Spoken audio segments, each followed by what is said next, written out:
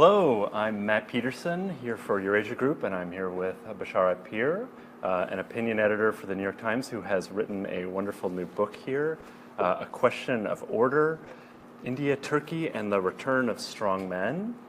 An interesting subject for the moment here.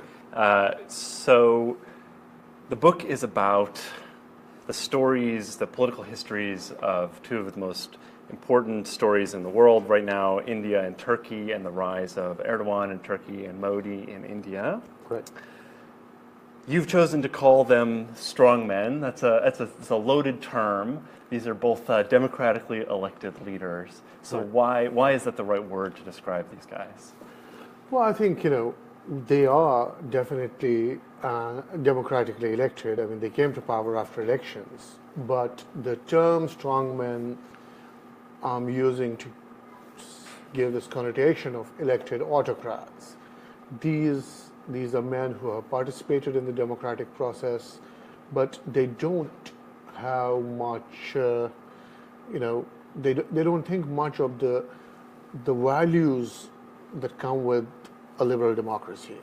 So in some ways, they what you have is they take us into the world of Fareed Zakaria's great term, a liberal democracy. Right. So yes, they participate in fair and free elections, and they are democratically elected. But the values, liberal democracy, they have no respect for those values.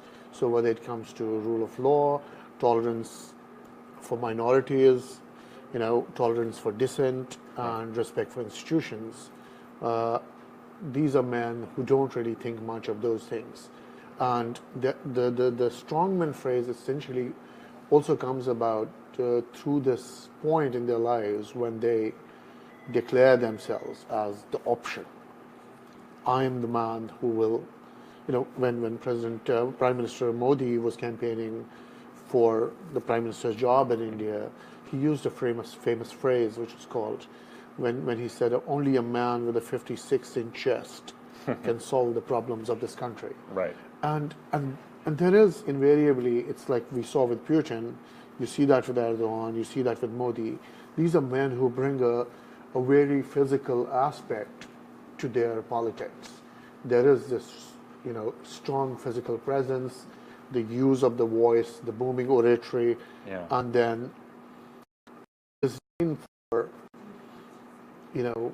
the nitty-gritty of liberal democracy, a disdain for certain values, and also this proclamation that only me, this man with these superhuman qualities, can save the people and represent the people. Right. So and that's where the idea of the strongman comes.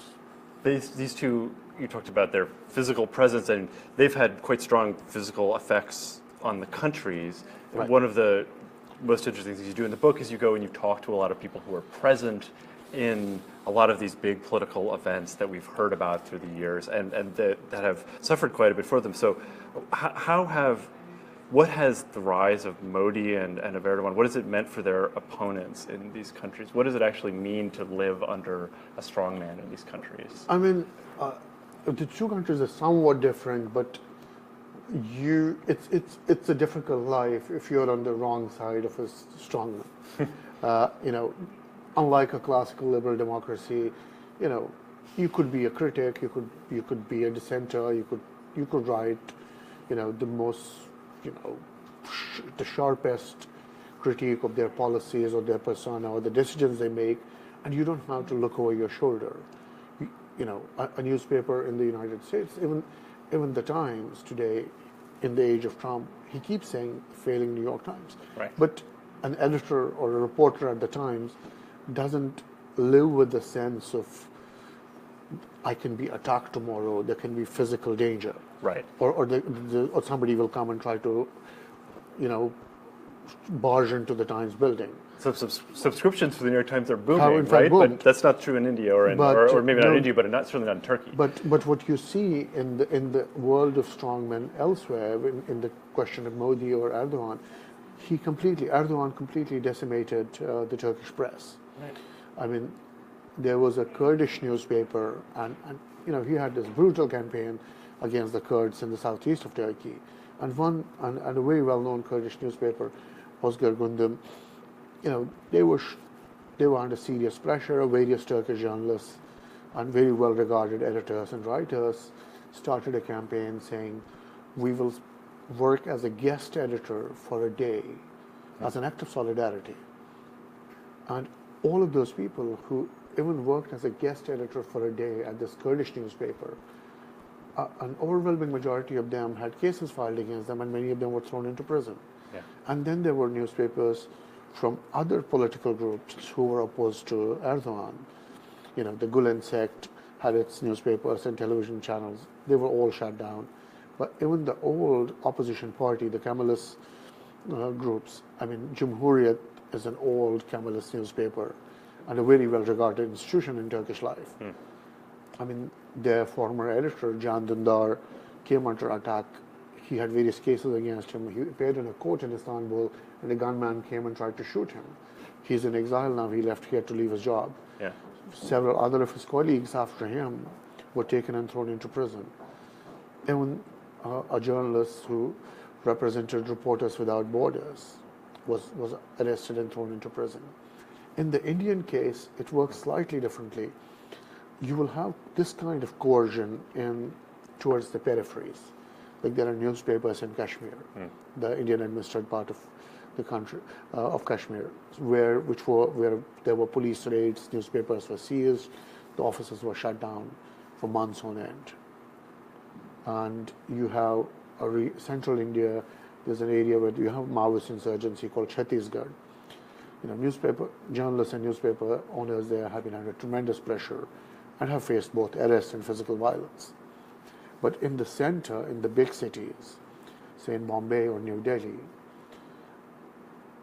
the interesting that happened is that the big broadcasts, the big dailies and the big television networks, they did not face violence or intimidation from the government, but they knew, understood very well, that an antagonistic relationship with the government will not be beneficial. So the coverage is very nice and gentle. There's not much that is very critical in some of the biggest newspapers. Right. And then there's the Hindi language press. That also, because Modi is Hindu nationalist credentials and chauvinism appeals to them, they are like cheerleaders for him. So you don't need to say anything, they love you already. So what you have in India today is there's a couple of newspapers and some small websites, which are the only venues left for independent journalism. So the chilling effect on what kind of stories people could do easily earlier, that is felt very much. So how deeply entrenched is Modi and his Hindu nationalism in India? He's only been prime minister now for a few years, right? Is this going to be the story of Indian politics for the next decade? Sadly, it seems so. Modi comes from, one of the key things to understand, there's a group that most people outside India don't know much about. It's called the National Volunteers Association. In Hindi, we call it the Rashtriya Swayamsevak Sangh, RSS. So it's the Hindu nationalist mothership. So Modi was raised by them. He joined them as a teenager, as a low-level worker. He grew up in this, and the leaders of this group had great admiration for the Nazis and for the fascists. And they believe in this ideal of racial purity and the whole Aryan nonsense. And taking care of minority is something they like very much. And so that's where he was raised. So the key thing is a man is a product of the institutions that he spends decades in. So Mr. Modi worked as a propagandist and as an outreach worker for the RSS for most of his life. And then he was deputed to the political wing of the organization, which is the Bharatiya Janata Party, the party he now runs. And he then rose through the ranks there and had a very controversial time as the governor or chief minister of Gujarat with the riots in 2002. So no, he has not, when he ran the campaign, he talked a lot about governance and development. And he's an effective administrator, he's not bad, because he was good at that. But that was the facade he tried to maintain in the beginning, trying to reach out to the world, even coming to, New York, having these events at Madison Square Garden, standing next to Hugh Hackman at one of the events, Right. and even said, "May the force be with you," when he was here. But while trying to be market friendly and be, kind of a believer in some sort of neoliberal economics and trying to bring in more investment, what he would not let go of is the Hindu chauvinist part of him. That's his core. And what you saw in the recent elections in Uttar Pradesh, which is like the biggest state in India. It's 200 million people, right? Or more than that? Yeah. No, more than that. But this is like, I think 120 million or more. Yeah. But this would be the sixth largest country in the world. Right. So Modi ran like this electoral campaign. Halfway through the campaign, nobody was sure whether he would win. And then suddenly he takes out his kind of sectarian cards and starts saying things which a prime minister of a country should not be saying. Properly sectarian and racist speeches. And everyone was shocked. But it worked for him because, he's a brilliant orator, manipulates the masses as Trump did. You play on the dark side, you play on the hatreds and prejudices, and it seems that it works. Right. And he won like a massive mandate, and the crowning glory was that he had to nominate a chief minister, which would be choosing a governor. And he chooses a man who's like one of the most right-wing, racist, bigoted politicians in all of India. Yeah. And he's the man, Yogi Adityanath, who is now running the biggest state in India. So, yeah. Any incentives that he might have to moderate? We're seeing he's choosing to go a different direction. He's choosing to go a different direction because if, at the end of the day, for a politician, it's the results. Right. And it's a combination of ideology and results. Right. And there is sadly a neo-militant nationalism that has grown in India, and there's a big section of the population that loves this stuff. Right. You can have liberal intellectuals and writers being critical of this, but no, these people are not talking to a void. They have hundreds and millions of people who love that talk. Right. And that's the world we're dealing with. So you mentioned results. Turkey, we're about to get a result relatively soon here. The Turks are voting next month on a referendum on new constitutional powers for the presidency, on what's called the executive presidency, something that Erdogan has wanted for a long time. What is at stake here for Erdogan in this vote? I mean, if you look at everything in Erdogan's life, political life in the last 4 to 5 years, every step he took, whether he wanted to make peace with the Kurds, start negotiations with the arrested head of the PKK, Öcalan, or whether he went to war with them later. I mean, every step Erdogan has taken in the last 4 to 5 years is about amassing greater power, about coming to this point of executive presidency, where he says, I am the one who can solve the problems of this country. Without me, there will be no stability. I'm already the president, but the president technically is it's a token position. It's the power lies within the parliament and the prime minister. So he wants to shift the powers that rest within the parliament and the prime minister's office to the presidency. And this executive presidency will essentially make him all powerful, with him being the only center of power in that country. And it would allow him to be in power till 2029, which is, another 12 years and completely reshaping the future of Turkey. And that's what he wants. And people are scared. Yeah. I just came through Turkey. I was there last week. People are worried about what happens if he wins. I mean, it's very obvious there'll be even greater centralization of power, and there'll be no tolerance for any dissent. But even, and a lot of people are still worried that if he loses, what happens? So can he lose this vote? So this is not the first time he's tried to make this executive presidency happen. He called an election a couple of years ago. He didn't get the result he wanted. He called another election. Now I was covering both those elections there as a reporter at that time. It's not an easy win because a lot of people have been antagonized in a serious way. The entire Kurdish population is sulking and simmering. Right. Things that happened in the southeast of Turkey have been horrible. Then you have the secularist opposition, which is, of course, 20-25%. Then the old Gulenist people who used to be his supporters. Now, their families certainly won't vote for him. But also in the purge that came after the coup, a lot of people who had nothing to do with the Gulenists, hundreds and thousands of families were affected by that purge. Academics who signed a letter saying, military operations should be stopped. Or somebody who even had a bank account, like the Gulen group owned a bank called Bank Asia. Now, if I'm living next to one of the branches and I open an account, I'm a dentist, suddenly I lose my job. So there's a lot of people who, and the economy has not been doing very well. The Turkish economy is really struggling. The hope of escaping the middle income trap.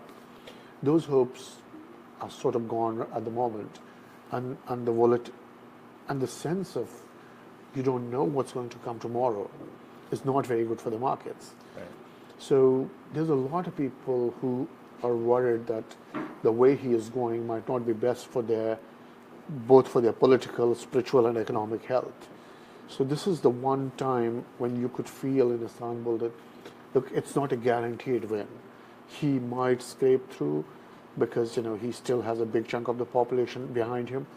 But there's a lot of talk that even within AKP, which is Tayyip Erdogan's party, there's people who are not happy with the way things are going. Yeah. So if his own voters, if his own traditional voters come to a point where they call him Rais, which is the chief, like Rais, you're overstepping the boundary, I think we might have a different result. Right.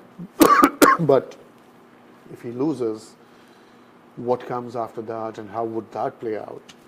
So there's a lot of uncertainty there. Right. We started talking about the nature of the strongman here. I mean, is this being a strongman, is it an end in and of itself for these guys? Is there a point for Erdogan where he wins? Can he get enough power that he feels secure and comfortable, and he's purged 100,000 people in various forms? I would think so. You would assume that, like with Modi, for instance, you started very small in a small town, in a working class family. You're the prime minister of one of the biggest countries in the world. Can't you say, look, I apologize for what I did in the past, and I want to be a nice guy now? If you're the Prime Minister of India, you can start a new innings. But nothing changed. Both the privilege and the power that the office and the prestige that it bestows upon you doesn't necessarily moderate people. That was the hope that, there was a real estate mogul from Queens who became the President of America, that things might change after the inauguration. They haven't. Right. Sadly, I think, Yeah, so let's address that elephant in the room then. So you brought up our real estate mogul from Queens, Donald Trump. So you spent a year researching strongmen. Is Donald Trump a strongman? Oh, definitely. I'm sure he will take great pride in that adjective being used for him. Yeah, only I can fix it, right? He would take it literally. Yeah. And that's his style. Right. I can fix it. And you could see the effects when such a polarizing figure who does not really care much about, the values of the country, or at least one set of values which were like the dominant values in this country for the longest time. When you have a leader who doesn't care about those values, what you do have is, we saw like a rise in hate crimes all across America, even in New York City. I was a student here, I worked here, and it's just unthinkable that there will be hate crimes even in a city like New York. But that's the kind of cyclone a man like that brings, and the social turbulence that comes. But fortunately, even with his travel ban and the response, what you saw was, there was a big chunk of the American society that's not willing to give up. Will say, we will fight this. Those people showing up at the airports, the lawyers, the ACLU people, just regular folks just showing up at the airport in support of people. They have no idea about who they are, but it's about defending a principle. And then there's a question of American institutions. Right. I think the only hope is the strength of the American institutions. And I'm a little more hopeful about that because they're stronger, they have deeper roots. The Turkish institutions are in terrible shape. The Indian institutions are in somewhat better shape, so I would rate them after the American institutions. The judiciary is still one of the big hopes in India that you could get some justice. And and judiciary is one of the core causes for hope. I'm looking at the American judiciary. Right. Well, for anyone who wants to know how it's going to play out in those countries and what that's going to mean for us here, I encourage you to read this fine book. Basharat Peer, thank you very much for coming. Thank you so much. It's been a pleasure being at the Eurasia Group. Right. I'm Matt Peterson, Basharat Peer, the author of A Question of Order, India, Turkey, and the Return of Strongman. Thanks for joining us.